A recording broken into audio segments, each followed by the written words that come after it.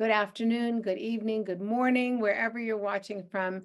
We warmly welcome you to our program tonight. I am Janice Kaminer-Resnick, and on behalf of our leadership team, former Congressman Mel Levine, Zev Yaroslavsky, Rabbi Ken Chazen, and Caroline Kelly, I'm pleased to welcome you to tonight's program.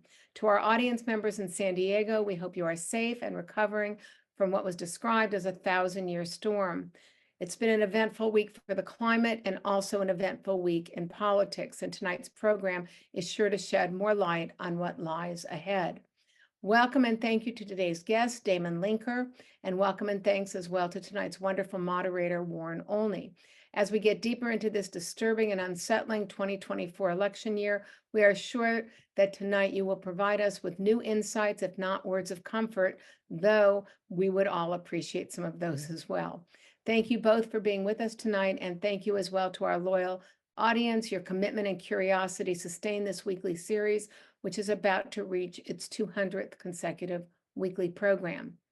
Next week, we will continue to delve into domestic politics as we welcome once again Ron Brownstein, senior CNN political analyst. He's well known to our America at a Crossroads audience. He will be in conversation with Stuart Stevens, who hasn't been on our program before. He is an American author and distinguished political consultant. Stephen wrote The Big Lie and the just-released book, The Conspiracy to End America: 5 Ways My Old Party is Driving Our Democracy to Autocracy. Stephen served, among others, the Romney and G.W. Bush campaigns and was with the Lincoln Project for the 2020 campaign. Ron and Stuart will be in conversation with Pat Morrison on the topic Election 2024, The Countdown Begins. The following week, we have 2 programs. On Monday, February 5th, we have Aaron David Miller, Middle East expert, formerly of the U.S. State Department and now with the Carnegie Endowment for International Peace. He will be in conversation with Rabbi David Wolpe of both Sinai Temple here in Los Angeles and the Harvard Divinity School. That will be our 8th Israel in Crisis briefing. And then on Wednesday of that week, that's February 7th, Brett Stevens of the New York Times will be in conversation with Madeline Brand discussing anti-Semitism from Harvard to Gaza. Links to all of these programs are in the email you'll get after tonight's program. So we encourage you to sign up and hope that you'll join us for all these wonderful programs. Now, please welcome Warren Olney. Warren is a host and executive producer, Warren was the host and executive producer of the nationally syndicated Public Radio International weekday afternoon program To The Point, and for decades, he hosted KCRW's wildly popular local public affairs show, Which Way LA. He's wonderful, and we're glad to have him, and he has a new microphone, which we're very excited about. Welcome, Warren Olney. Warren? Thank you, Janice, and thank you for encouraging me to get a new microphone. I hope that I can be better heard than I have been in the past. It's always great to be on America at a Crossroads, and it's a real pleasure and a privilege to introduce Damon Linker. Damon Linker he's a senior lecturer in political science at the University of Pennsylvania. He is a senior fellow with the Open Society Project at the Niskanen Center. He is a former contributing editor at the New Republic, former senior contributor to The Week, and a one-time speechwriter for Rudolph Giuliani. His books include The Theocons and The Religious Test. He is now a Substack blogger under the rubric Notes from the Middle Ground. He's a former Republican who says he broke from the right 20 years ago, calls himself a conservative intellectual. He participates in the Bulwark's weekly podcast, Beg to Differ, and his pieces appear in newspapers, including the New York Times and others, from time to time as well. Damon Linker, it's your first time on America at a Crossroads. We're just delighted to have you, and thanks so much for being with us. Well, thanks so much for having me, and thank Janice for the invitation and for you as my conversation partner. Okay. Our theme today was taken from a title of one of your pieces, which is called Another Year in Defiance of Political Reality, has a question mark at the end of it, and we're wondering if, in fact, that is the case. I want to talk about that and get to it, but I don't think we can go any further without talking about what happened last night in New Hampshire. You write a lot about politics, and you have written about what happened in New Hampshire. So tell us, I won't attempt to summarize what you said. Tell us what you think. Well, my view that I laid out kind of with the biggest audience about a week ago in a New York Times op-ed was that I don't really think that Nikki Haley has much of a chance to take down Donald Trump. I think that's pretty clear to pretty much most observers, especially after last night. And that has to do with changes in the Republican Party electoral coalition, that even if people don't personally like Donald Trump very much, the party has been Trumpified to an extent that makes a candidate like Nikki Haley just not very appealing to most voters who are Republicans.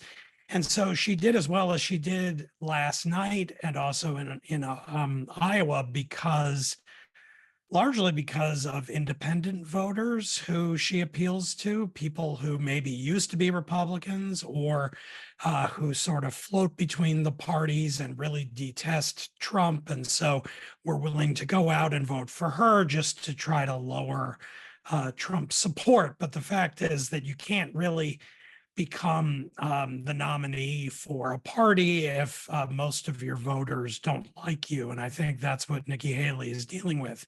Now, I would say that she did well enough last night in New Hampshire, getting about 43% of the vote, and was very defiant in her what is normally a kind of concessionary remarks after the loss.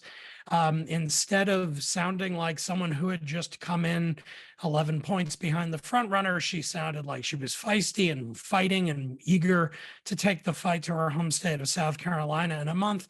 And so my view is sort of, well, there's very little chance that she's going to be able to catch Trump, but why not cheer her on for another month and just see how well she can do? I'm skeptical she can do it, but I appreciate the fighting spirit that she's showing.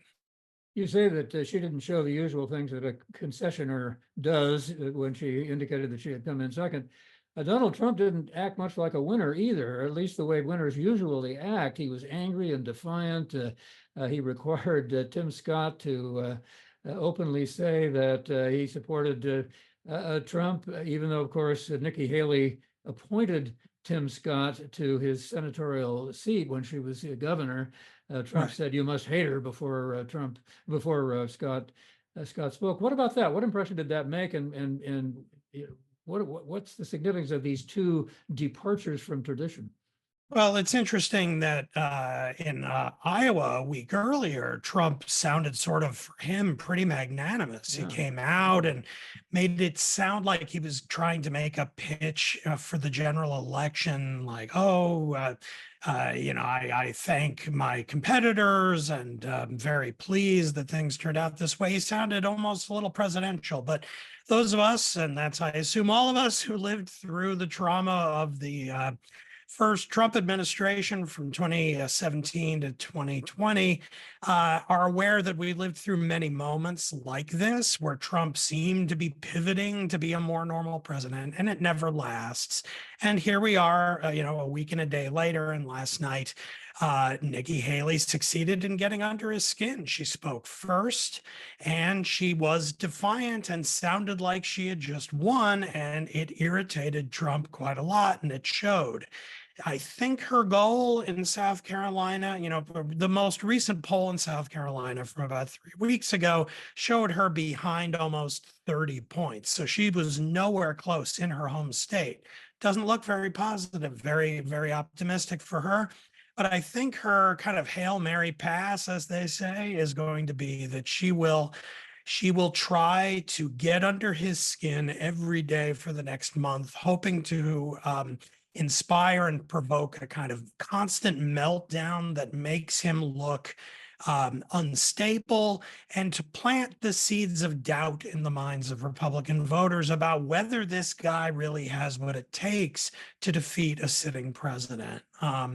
And that's her hope. Can she chisel away at 29 or 30 points to actually take the lead over him? Again, that would be pretty unprecedented, but we live in unprecedented times when it comes to politics. So let's see. You said that Trump sounded like an insecure lunatic who couldn't possibly do better against Biden than Haley. Yeah, that's what I wrote in my post today. Yeah, it's how it sounded to me at least. You also said a lot of people who came out, who apparently were the people we also often refer to as college educated and in various ways uh, likely to take offense at some of the things that Trump does, that they wouldn't vote for Trump if in fact it turned out to be Trump and Biden. You said you didn't believe him. Why do you mean you don't believe him? Well, this is people who normally vote for Republicans saying Trump is so uniquely offensive that they will refrain from voting for him. Either, I guess, voting for Biden, or if there's a third party option, or fourth or fifth. There could be a lot this year. We'll see. But I think, rather than voting for Trump, and I think the track record shows that usually, even when it's Trump that we're talking about, that when we get past the primaries, when you have a few Republicans before you as an option, and you get into the general election, when you're talking about a single Republican option and a single Democratic option, if your tendency and habit is to vote for the Republicans, you're going to be susceptible to the appeals that a Republican presidential campaign is going to make. And especially in our era of what's called negative partisanship, where people already tend not so much to vote for the Republican Party because they love the Republican Party, it's because they hate and fear the Democrats more. And so the message we're going to be getting as we head into the fall is going to be a relentless barrage of fear mongering about Biden, about the Democrats, about woke trends and things, all the stuff that the Republican Party emphasizes in the Trump era as a motivation to get people to hold their nose and in the end just vote for Trump, even though they can't stand the guy, because even though he's detestable and sort of dangerous and scary in ways, and they don't like him, the Democrat is worse. Biden is worse somehow. Now, I'm not persuadable by such claims, but I think that the record shows that most people do kind of come home to where they normally vote at rates of about 90% when we get into the general election. And I'm assuming that will happen again. And if that is the case, then the things that some larger portion of voters have been telling pollsters is going to end up not being true in the end. Well, now we're getting into that area, I think, of the defiance of political reality that you have written about and which we've used as a theme for this program. Here is Trump, who makes crazy statements all the time, lies demonstrably without anybody not realizing that. I think I suspect even his supporters know he's doing that. Certainly that's true with regard to the outcome of the election, or maybe not. I don't know. But he's got 91 indictments or 91 federal counts against him, or both federal and state counts against him. And of course, there was the insurrection. So why is it that more people don't vote against him or aren't ill-disposed toward him for those reasons? And what does it have to do with what you refer to as the defiance of political reality?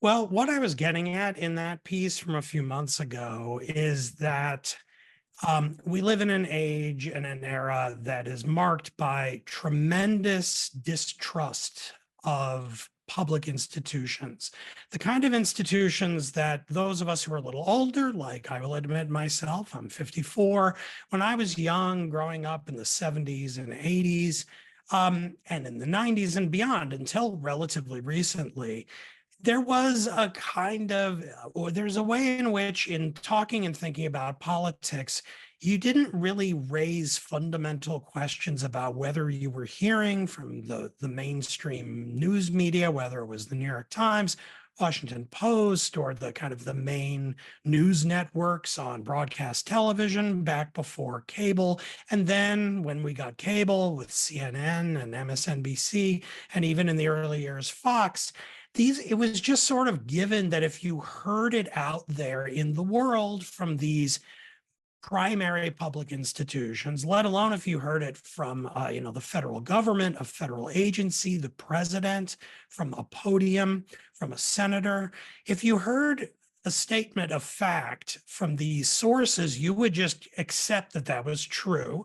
And then you would have debates and arguments with your fellow citizens about what it means and what policies we should create on the basis of that basic shared reality. But what has happened over the last couple of decades is that, again, a tremendous amount of skepticism has swept the country. It started in a kind of understandable way with Watergate and the Vietnam War and skepticism about some of the things the government was telling us in those eras. But eventually the Republican Party learned that through the lessons of listening to people like Rush Limbaugh for years, that actually we Republicans can gain politically if we throw skepticism and project distrust onto these institutions and begin to doubt those basic statements of fact and just say that they aren't true. And this has proved to be, after years and years and years of people listening to people like Limbaugh and Sean Hannity and Tucker Carlson, and these personalities who kind of thrive by sowing this kind of distrust. We now live in a country where there is no consensus about what reality even is, so that if there is no public authority that everybody trusts to just tell us basic facts and basic truths and the character of the reality we share, then what you end up doing is just trusting the authorities within your own sub-community, a kind of community that's smaller than the nation of a whole. It's just my partisans and my fellow partisans and me in this silo, as people say. I mean, a silo is kind of narrow, so it's bigger than that because it's tens of millions of people. But that's what we're living with now, where Donald Trump can say from the day after the 2020 election that the election was stolen, he actually won, that there's a conspiracy to deprive him of power and through him, his voters. And he says it over and over and over again with great authority and conviction. And there's motivated reasoning going on in the minds of many of these voters because they really wanted Trump to win. They believed that he would win. And so there's a kind of psychological incentive to believe it. And then they do. And there's no external authority that you can point to say, look, Trump voter, it is actually a lie that the election was stolen. Here's the evidence. And they just won't listen to it because they don't believe in any external authority that could refute it. And when I say in the title of that post that conspiracy against reality, if you, like me, believe there is a single reality in the world and we can know what it is, and that there are certain people who are more trustworthy than others to tell us what it is, then we have this very unsettling experience of living in a shared reality where actually not half, but between a third and a half of our fellow citizens are kind of in the world, but not of it, with the rest of us. And that's how we live now. So the political world is very different then, and from what it's been before, Trump was able to break all the rules of the previous political situation and get away with it successfully. What is this concept? What are the consequences for this for the future? If, for example, Trump becomes the president of the United States, if he wins the election, what does that mean? Well, it's pretty scary, frankly. We don't really know. He's very unpredictable. I wrote a long piece for the New York Times in early November that if I don't know, if listeners here tonight like some of what I'm saying and want to hear some more, you could Google that. It was about a series of conservative intellectuals or right-wing intellectuals, because they're not conservative at all. They're You call much them further catastrophists. Yes, exactly. Intellectual catastrophists. And if you go back to the period right after the 2020 election, we look back at that period and it was scary. What happened on January 6th was really scary.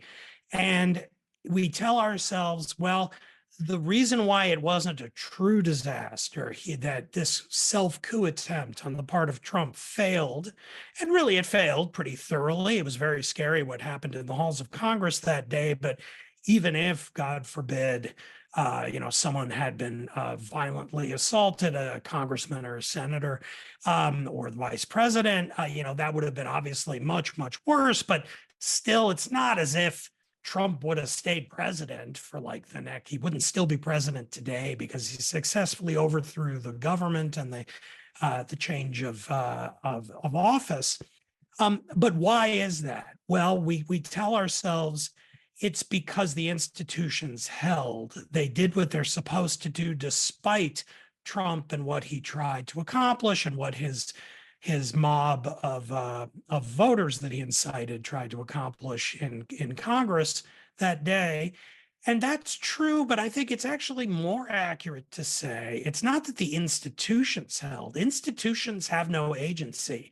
Institutions are just like a series of habits or norms that who follows them? People follow them. So what happened is that thousands of people in the government did what they were supposed to do based on what their offices and their oaths of those offices told them to do. So why might it be that if Trump wins the presidency again, that like it wouldn't turn out the same way? If it would turn out the same way, then maybe we don't have that much to worry about because the institutions would hold again, because the people in the institutions again would ignore him if he tries to become a dictator. But what I wrote about in that Times piece about these catastrophists, it looked at a series of right-wing intellectuals who are trying to come up with justifications for why those very people should make different decisions next time. The next time Trump tries something like that, they should help him get away with it because the status quo in America is so bad, so inimical to what the right wants to see, so opposed to the America they hope to exist and to bring about, that it might be worth letting him become what a lot of these people call a Caesar, which means a dictator. Now, you might say, Linker, that sounds like a kind of its own conspiracy, a kind of paranoid delusion. And I hear you. I don't like to think that that could actually happen, but let me give you a quick scenario.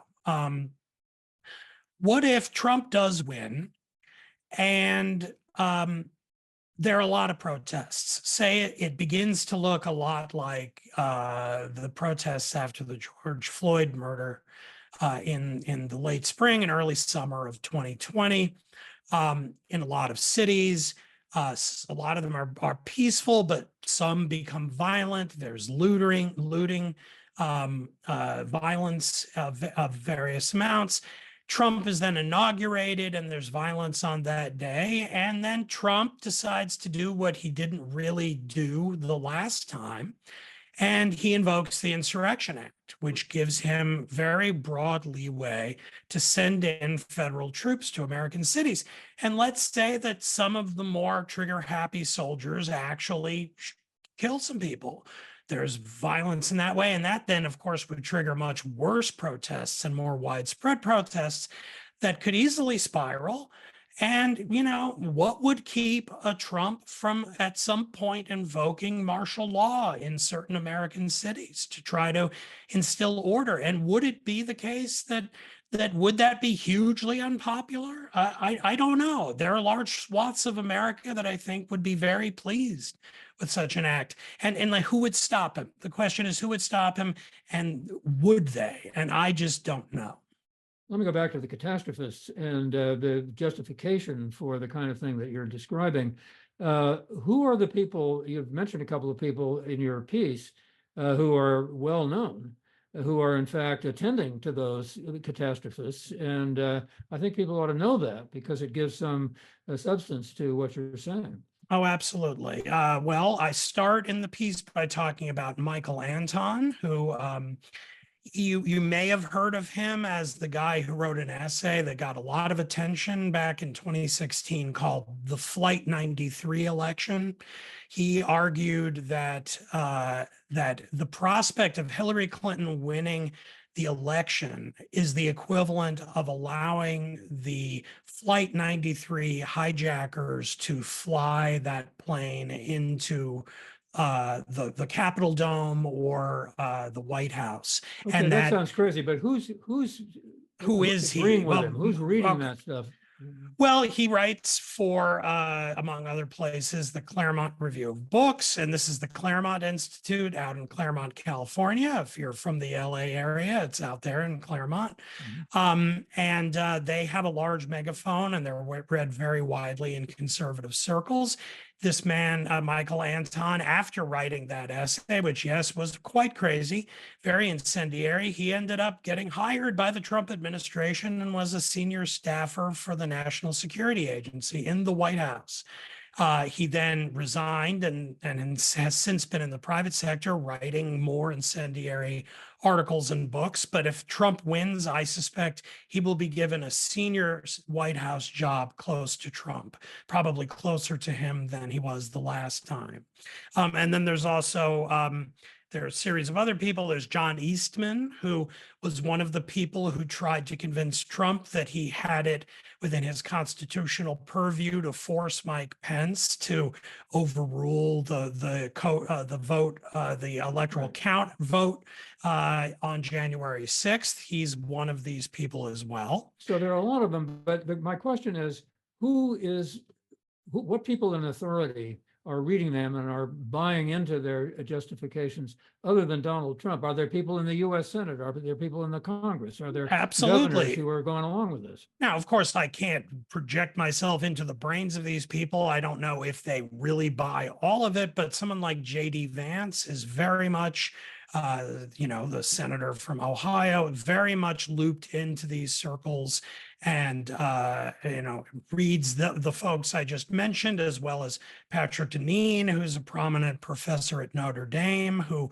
wrote a book called Regime Change. And in other words, we need regime change in the United States to kind of get rid of the rule of liberal progressives who, even when Republicans are in power, sort of control things behind the scenes.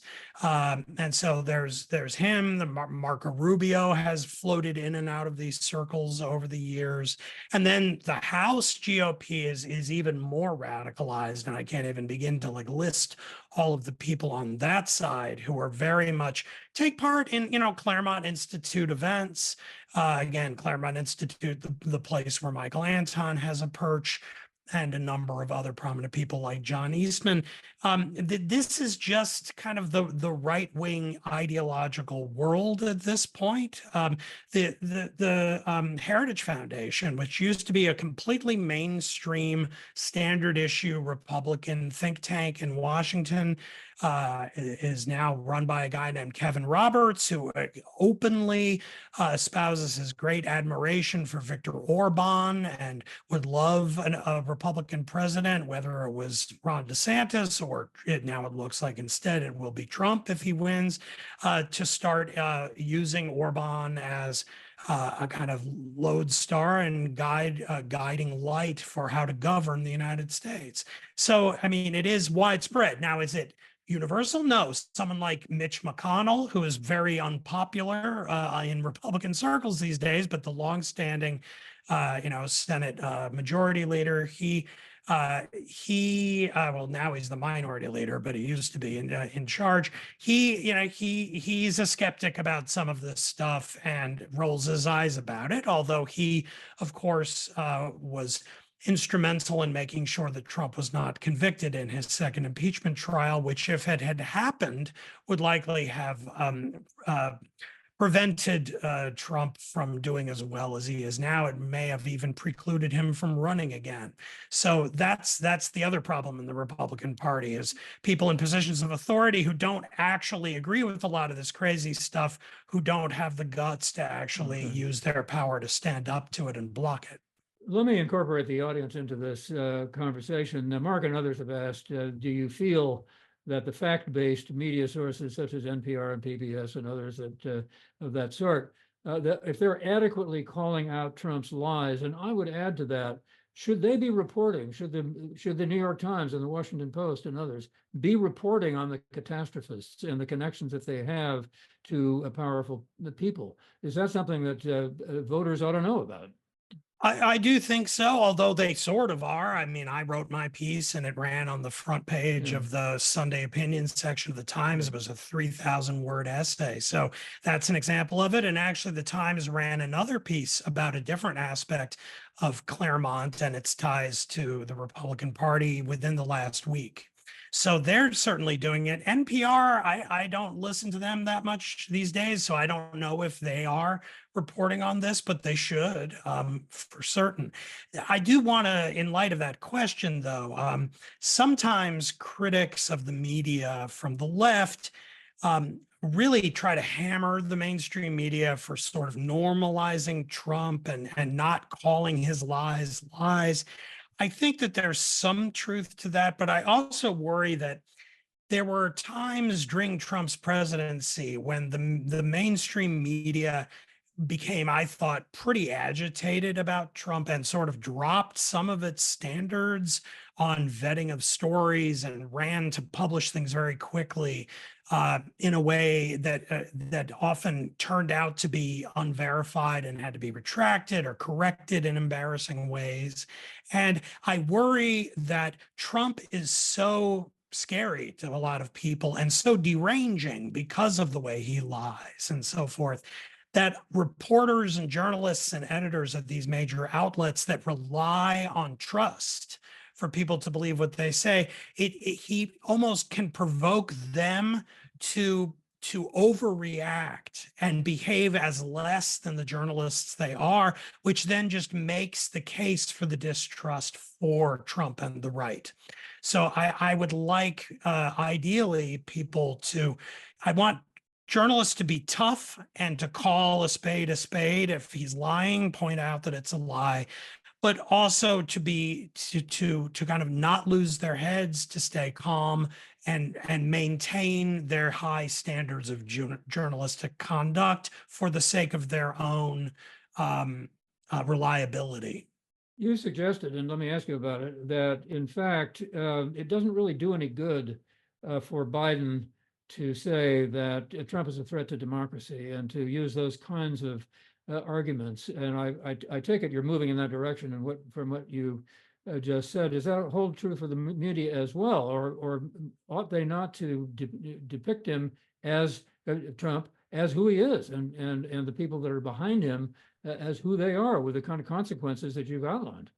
They should. I mean, what I meant when I said that about Biden is I don't have a problem with Biden or any Democrat pointing out the danger of Trump.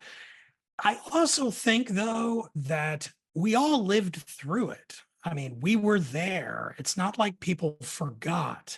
And a lot of people, I mean, you look at polls, a solid half of the country plus some desperately do not want Trump to be president again. And that's good. We need that. We need it to stay that way.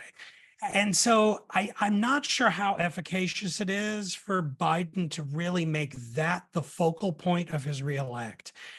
He can't just talk over and over again about the threat to democracy posed by Trump, because again, I think we were already convinced, most of us, of that, and he can't get much further into the alternative reality voters. So instead, what I prefer to have him do is what most politicians do, which is actually have a positive agenda and advocate for that, and then be critical about specific things like overturning Roe v. Wade. And that's an extremely unpopular thing that happened, and it happened largely because Trump got those judges approved. And so, do that and point out if this guy gets elected again, yes, it would be very dangerous for democracy. But even if we don't lose our democracy, it will be really bad. It has to be both. President Biden has very low approval ratings, as everybody knows, and he's made fun of by Donald Trump as being too old and somebody who can't put sentences together and so on. And once again, that's repeated again and again and again and again. Trump, of course, who is almost as old as Biden, and who, as Nikki Haley reminds us, often makes fluffs himself. What about those people who are turned off by President Biden at the moment? Are they liable to vote for third-party candidates? And are you concerned about the possibility that one serious one might arise? I'm very concerned about it. Yeah, for a couple of reasons. The most obvious being that if we get a serious third-party challenger, our system is not designed for third parties. It almost always ends up that what you end up doing is kind of hurting your own side ideologically and helping the other side, because you end up dividing either the left with two candidates and then the right has more votes, or you divide the right and the left has more votes. And then there's the possibility of like a centrist, like No Labels is an organization that's contemplating running a candidate. That would be very unpredictable how that would play out, because it would probably draw from both parties. And that points to the second concern I have about the third or fourth or fifth party options, because there are a lot of people running around saying they're going to run. You got Robert Kennedy Jr., you've got Cornel West, you got Jill Stein, you got the no labels, maybe getting Joe Manchin to run, or Joe Lieberman's involved in that organization. I don't think he'll run, but he's trying to recruit people to do it. And so like if even one serious candidate ran, let alone if it was 4 or 5, like I'm saying, like 2 on the far left and so forth, then what you end up with is the possibility that even if you can't know for sure that it throws the election to either Biden or Trump, you have the possibility that you could end up with the winner winning with a very small percentage of the popular vote, right? I mean, already Trump won in 2016 with 46%. And he lost barely in the Electoral College in 2020 at about 47%. Well, what if those third-party candidates start nibbling at 1% here, 2, 3% here and there, and it goes down and down and down? None of them actually will win a state in the Electoral College. So you're still going to decide who's president based on it's either going to be Trump or Biden. But you could end up with, say, a scenario where Trump wins a huge electoral vote win, but only with like 35% of the popular vote. That would be really dangerous, because he would have so little popular support behind him, and I can guarantee you, he would not be one bit chastened by that. I mean, ideally, what you'd want to see in a liberal democracy in a situation like that is the person to govern in a humble way by bringing the other party in, maybe appoint some people from the other party to your administration, because you realize you have like an anti-mandate. If Trump gets 35% of the vote, that means 65% of the country voted for other people. But he wouldn't do that. And that could really, I think, exacerbate a lot of the kind of civic rancor that we all live with every day now. Let me get Phyllis in here. Phyllis has a different kind of question about going back to Nikki Haley, but also it applies, it seems to me, to the third-party candidates as well. What if Trump gets convicted. And he's obviously becomes a felon. And people might really have an objection, regardless of what their party orientation might be, under those circumstances. What are the consequences of that, or what are the possibilities of it? Because it certainly might happen. Well, the rule of law is under considerable stress at the moment, and that is one big aspect of it. I have to say, in purely realistic kind of TikTok step-by-step fashion, I'm sort of skeptical that we're going to get that far into all of these trials. They can't all happen at the same time. They have to be kind of lined up. I'm a little annoyed at Jack Smith in bringing his cases. He really rushed them. I think the reason is because Merrick Garland kind of sat on the cases for about a year, and so everything got pushed very late. Ideally, this all would have been happening a year ago, so maybe he would never have run in the first place if he got convicted. But he's trying to get, he's like there. Jack Smith is trying to get Trump's defense to defend him in much less time than someone in his position would usually have. Usually you'd have, like, for a conspiracy case, you'd have like 18 months for your defense lawyers to prepare your defense, and it's being rushed. So I suspect there are going to be judges who are going to allow them to keep getting pushed off.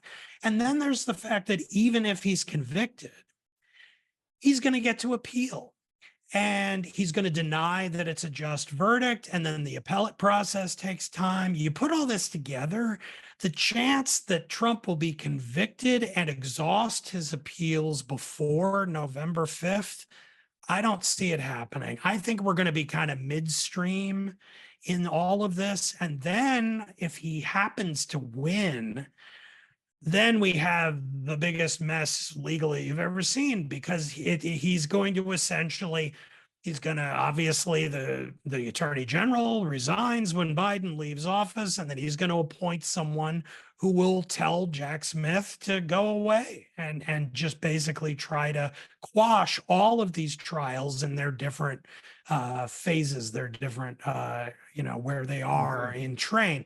And how that gets adjudicated, I joked on Twitter a few weeks ago that, like, the Supreme Court's going to have to have a separate docket just with cases having to do with Donald Trump.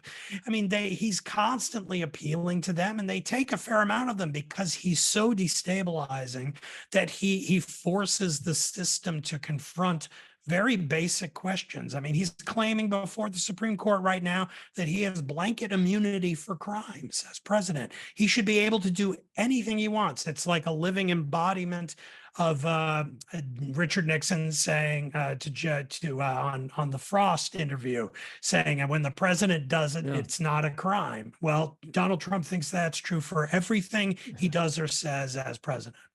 Back to the people behind Trump and the kind of organizations that have sprung up to get involved in his potential administration. Jim and Ruth and others have asked about Project 2025. It's not the Heritage Foundation. What's behind that? And can you tell us a little bit more about it? Yes, absolutely. In the final 6 months of the Trump administration, they started to kind of get their act together. I mean, the basic story of the Trump administration is when Trump came in, he had no idea what he was doing. And because nobody expected him to win, he had nobody lined up for top jobs.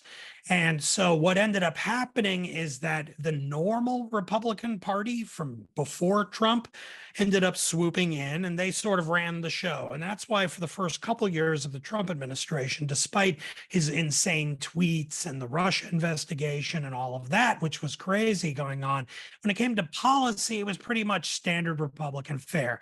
Cut taxes, try to repeal Obamacare without coming up with any alternative to it. And so that narrowly fails. And nothing other than immigration and like some of the tariffs that Trump can do himself as chief executive, not much change. Nothing was that Trumpified when it came to running the government. But in the last 6 months, things started to change. They started to figure out how the federal government works. And as part of that, some chief people within the administration came up with what is called Schedule F, which is a designation for federal civil servants. It's very hard to fire a civil servant. Basically, like when a president comes in, the president appoints, the cabinet head, and then like some undersecretaries, so down a couple of levels. But below those levels of political appointments, it's like hundreds or maybe thousands of people who work through all administrations, Democrat and Republican. It's their job to go work in the Pentagon or the State Department or the Treasury Department, just staffers who work there in cubicles, and they move paper around and make the federal government run. Trump became convinced that he wasn't having success in things like withdrawing from Afghanistan when he wanted to, and doing some other things in the executive branch, because those people were dragging their feet and sort of saying, oh yeah, this is the order to do this thing that Trump wants. Yeah, I'll do that. And then they'd leave and go, no, I'm not going to do that. And they'd kind of walk away and hope someone forgot about it. And then would never happen. And so they came up with the designation Schedule F. And the idea is they will convert up to 50,000 of these civil servants to Schedule F, which is a new designation that will allow them to be fired for any reason at any time. So instead of the usual civil service protections that make it very difficult to fire these people to insulate them from political pressure, Trump wants them all gone immediately. And he was getting close to doing this when he lost the election. If he had won, probably by February or March, this would have happened. But the plan now is that if he wins, that they will convert these tens of thousands of civil servants to Schedule F, fire them, and then they have to then hire new people. Well, who they're going to hire, that's where Project 2025 comes in.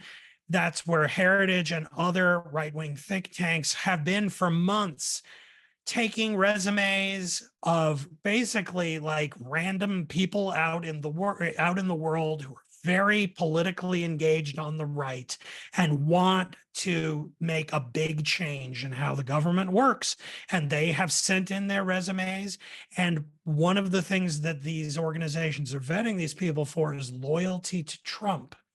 And so the idea is in place of nonpartisan civil servants, you put in Trump yes men in all of these positions way down below the cabinet secretary level, so that if Trump says, whatever, we're going to say anti-discrimination law no longer applies to these groups starting tomorrow, so that can actually happen tomorrow. So you get rid of the deep state.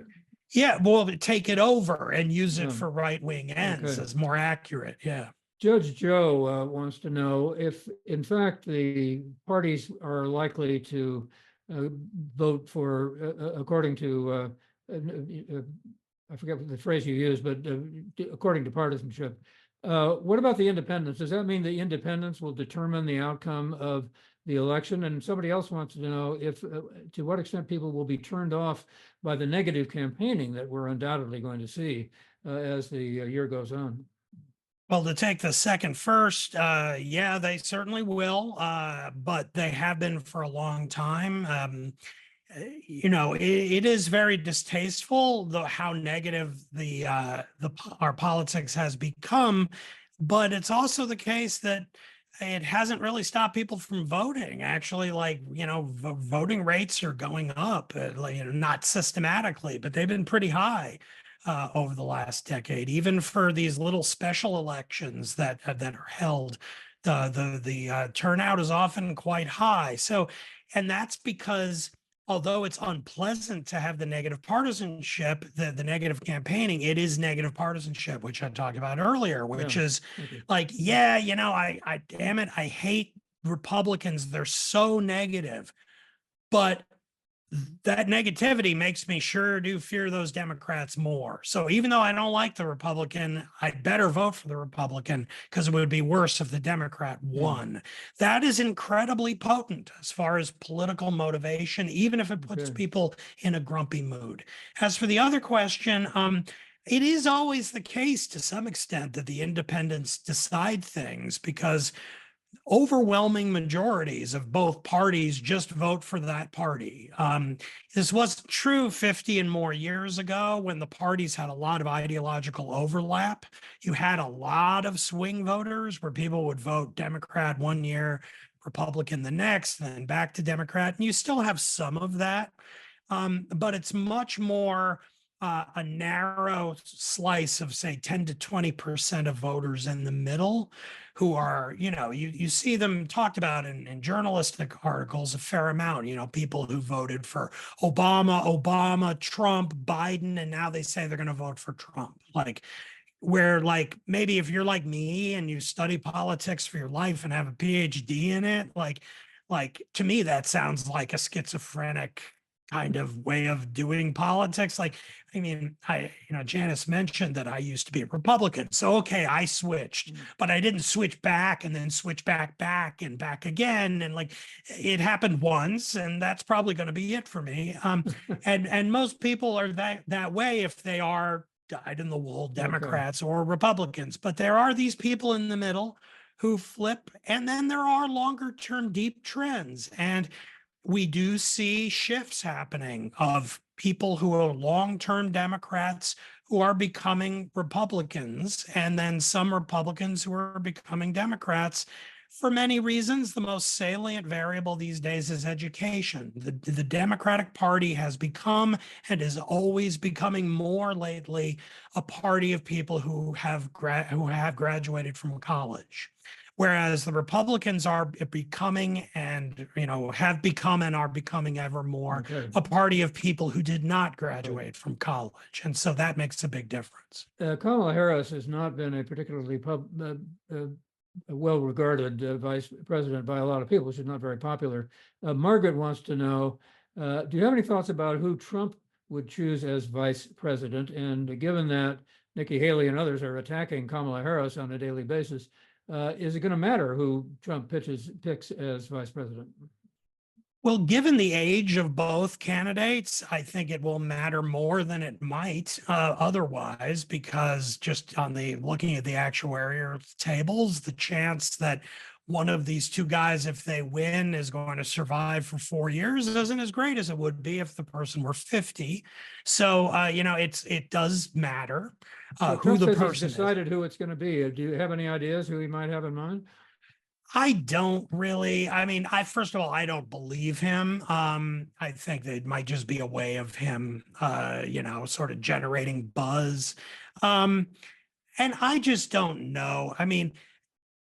Because I'm an intellectual and an academic, and I think about politics all the time, I think ideologically. And so I think, well, he's Trump. He's got to pick a Trumpy person, right?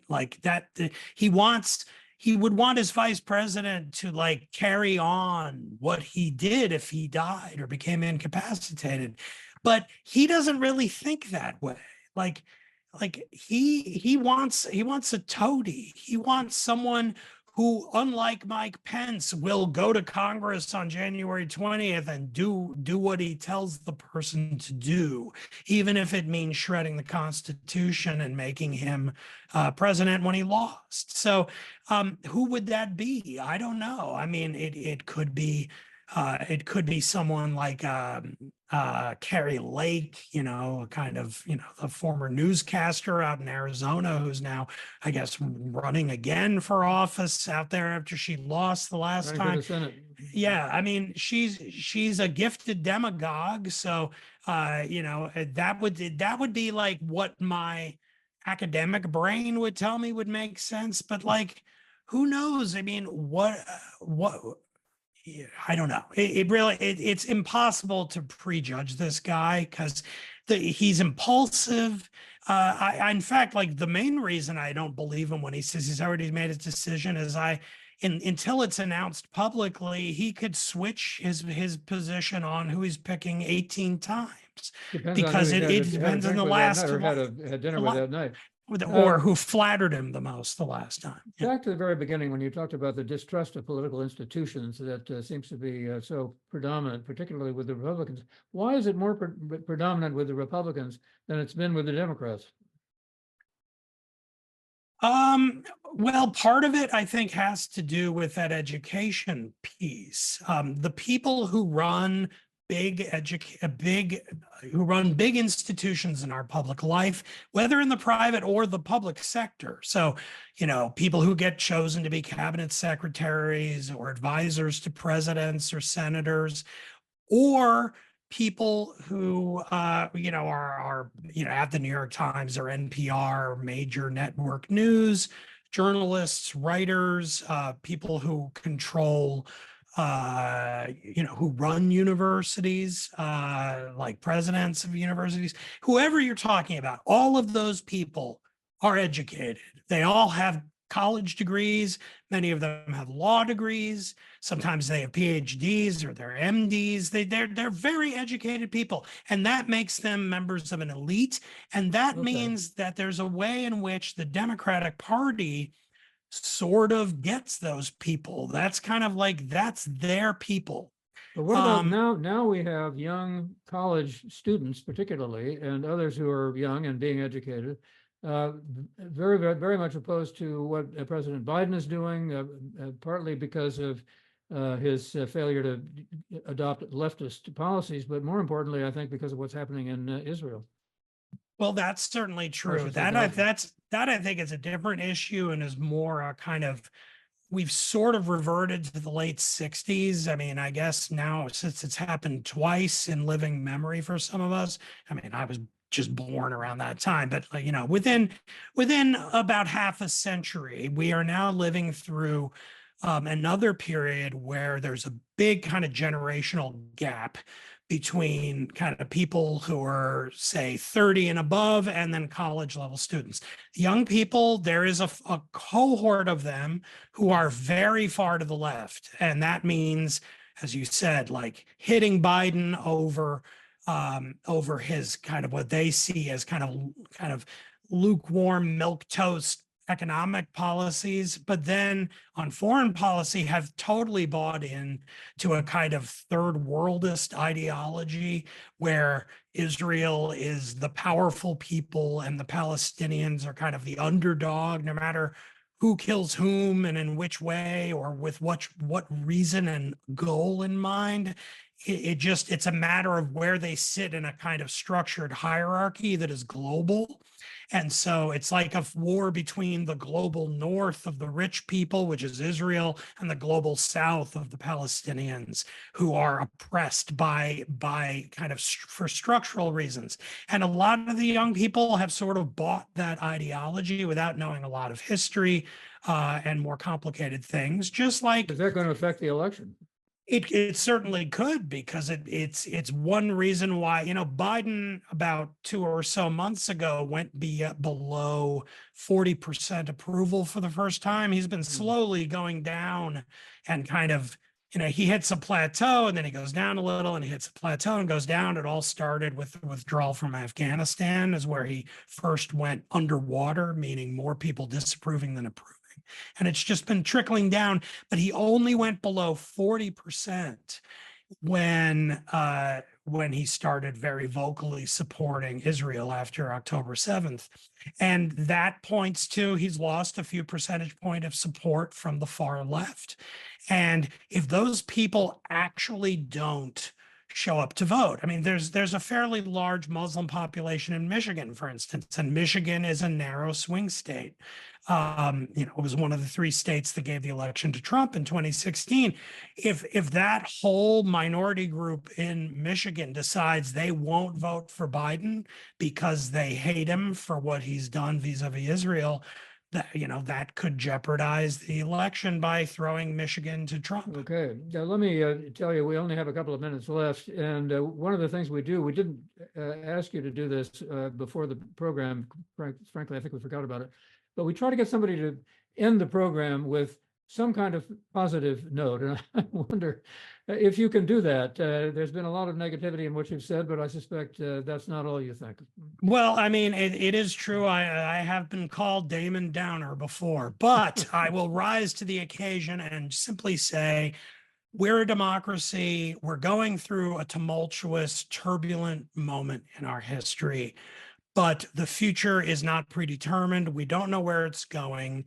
And there are a lot of decent Americans who not only, and you don't have to be a Democrat to be a decent person, but you do have to want liberal democracy and its institutions to prevail and to succeed and thrive. And there are, in my heart, I am sure, more of us than those on the other side. And so what we need to do is stay informed and be resolute to show up next November 5th and do what we know is right and have faith that we will prevail.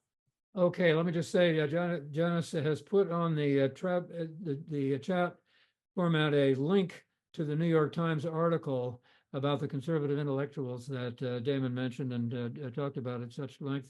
And don't forget, you can sign up for his podcast. It costs him $7 a month. Damon, That's a Substack. Yeah. Substack. My Substack. What did I say? Podcast. Yeah. Substack. Okay, great to have you with us. Thank you so much for being with us. And thanks to all of you in the audience as well. We much appreciate your being with us. You can see that next week we're going to have Ron Brownstein and Stuart Stevens talking to Pat Morrison, Aaron David Miller after that with Rabbi David Wolf, and lots of other things coming later on. Thank you all for being with us. Have a great night. And thanks again to Damon Linker. Thanks for having me. Okay, thank you.